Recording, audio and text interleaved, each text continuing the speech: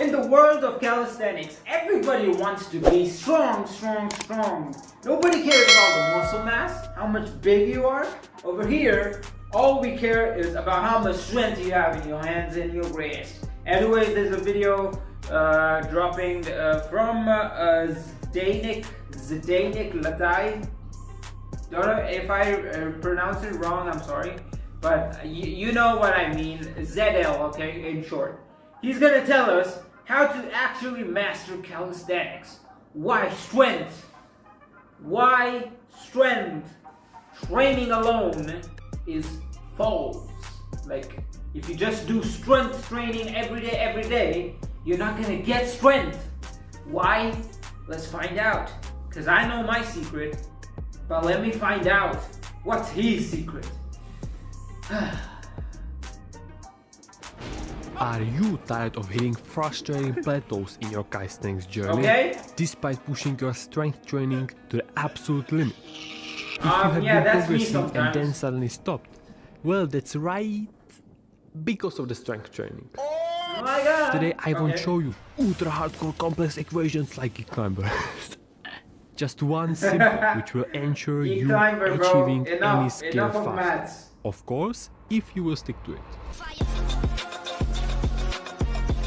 By the way, Victor Cameron got injured.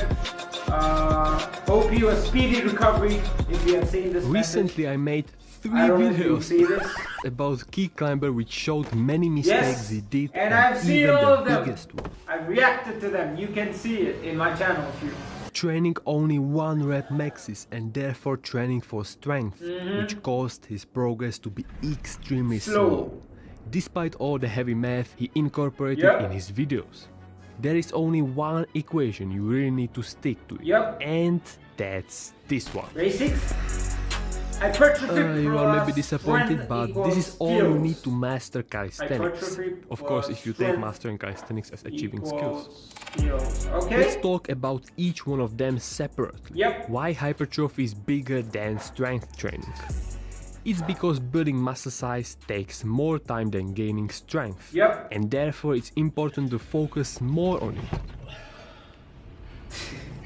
Training for hypertrophy with calisthenics is another case. It's not as effective as bodybuilding. See, if you lift weights, you can isolate pretty much every muscle, which is nearly impossible with calisthenics, where all exercises are compound movements.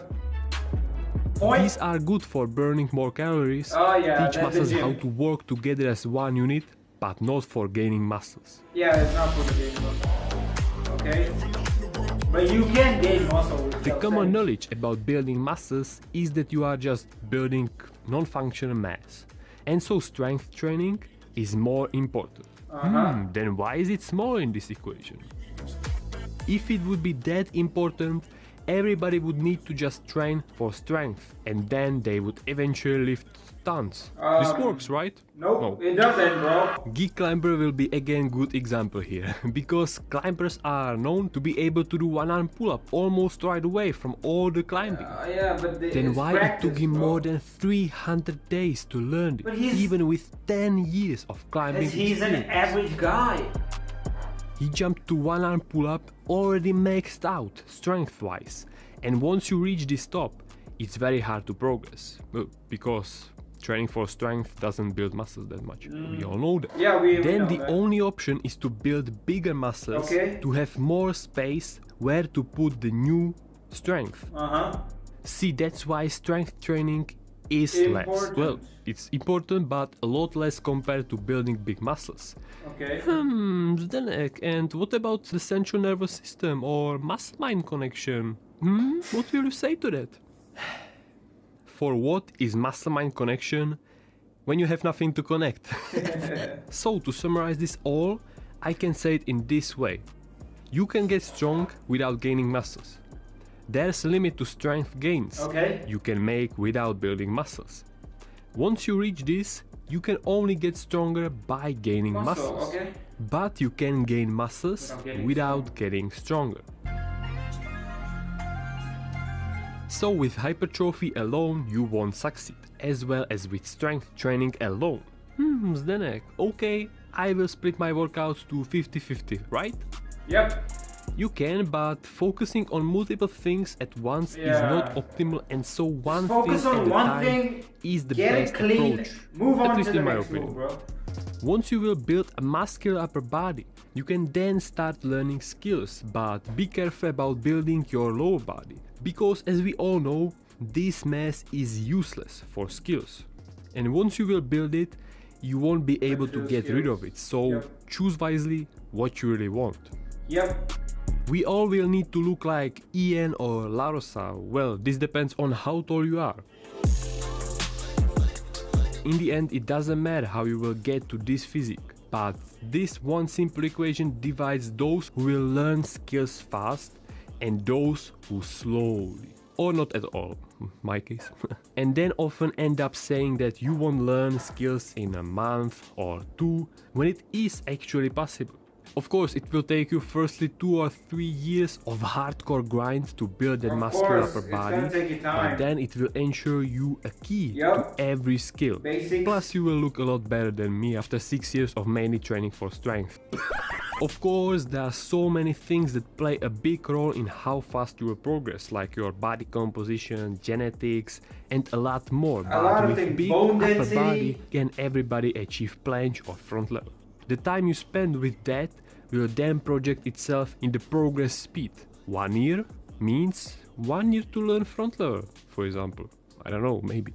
10 years, you can learn it in a day. Well, maybe even with a lot less years, but if you will 10 years do pull-ups, push-ups and dips, then maybe wait that you will be an unstoppable machine. But there's another even more important thing than all this, which we'll discuss in another video. Of course, if you will be interested in it. Of course, man. I'm gonna be intrigued. I'm gonna wait for that video to be dropped. Because, actually, he's not lying.